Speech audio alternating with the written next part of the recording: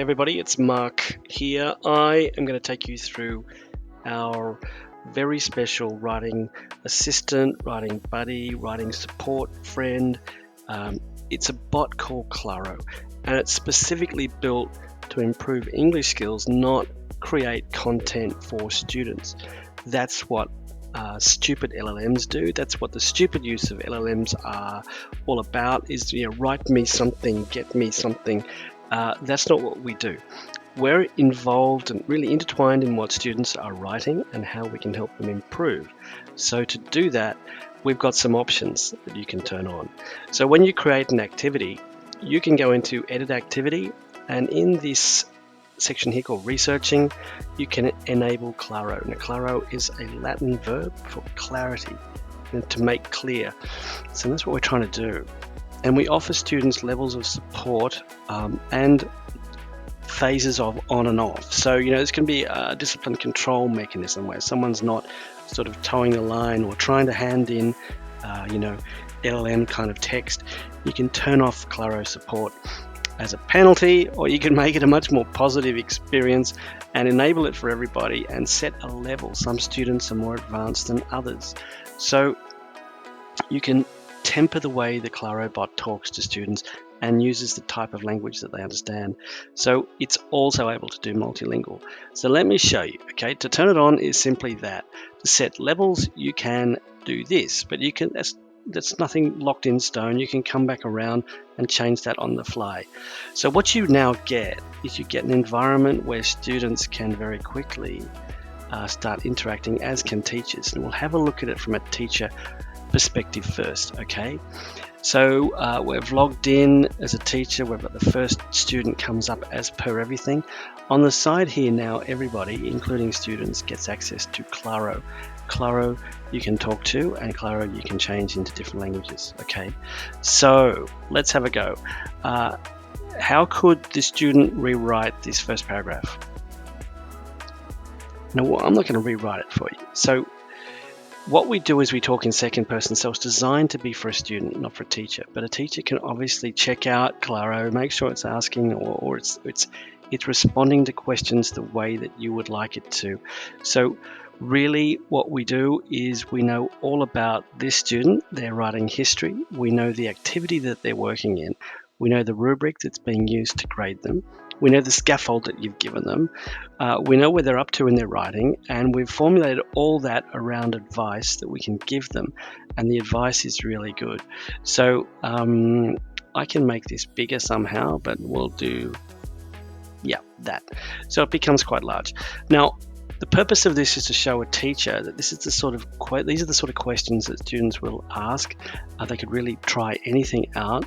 We're very disciplined in our approach, and we're very solid in our approach. So we could say something like, can't you just rewrite the second paragraph for me? I'm a bit tired of this.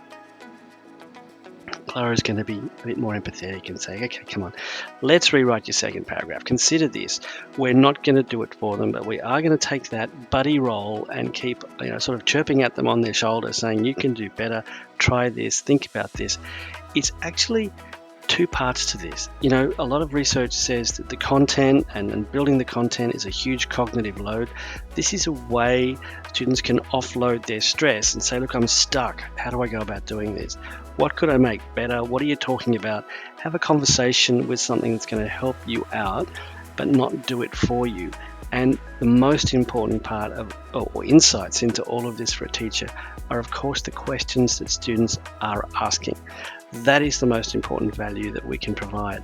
So let me, that's using Claro from a teacher's perspective. Now, of course, teachers can grab that.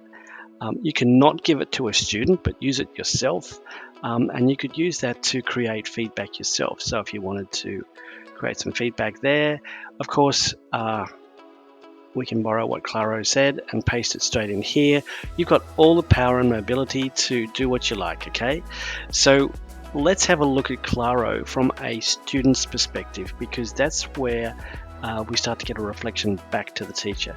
So I'll just jump across to being a student, and we'll be right into that in just a second. Okay, so I've logged in as Brian, the student, and this is the essay that I'm looking at. I was looking at as a teacher. This is the text I'm looking at now as Brian, the student. So in I come. Okay, and down here I've got access to Claro because the teacher gave me access to Claro. So now it's talking to me as a student. So I could say, could you help me improve paragraph 1, please? Now I could really ask it anything. It's very well defined. It's very well behaved. It will get straight to the chase and say, okay, let's go. I know where you're at. I know the level you're at. I know the sort of writing that you're doing here. Let's get rid of the clunky stuff. Consider breaking it up into 2 shorter, clearer sentences. Brian is now away. He's got momentum to actually pick himself up and keep going, try things out. Ask Claro then, did that make any difference? It's iterative as you go through it, okay? Now, the most important thing here really is, I think, the questions that Brian asks along the way. So if he's saying, could you please rewrite paragraph 2 for me? You will see this coming through, okay? So if you look at what we're giving here, it's very supportive sort of stuff. We sort of move all the complaints aside and say, hey, come on, let's get back on track. Let's start working with what we've got to do here and get this task as good as it can be. We're not going to write anything for them. Really important point. So I could go on and show you this all day. It's fantastic what students can achieve with this. And of course, the promise of multilingual it's true. So if we went to Indonesian here and I said, could you give me some advice on my first paragraph in Bahasa, please?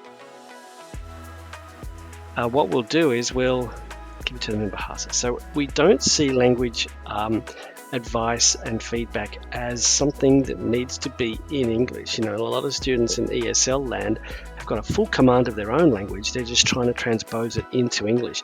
So having that capability to respond to ESL and students who don't have those language skills, it's a really important thing and it works beautifully.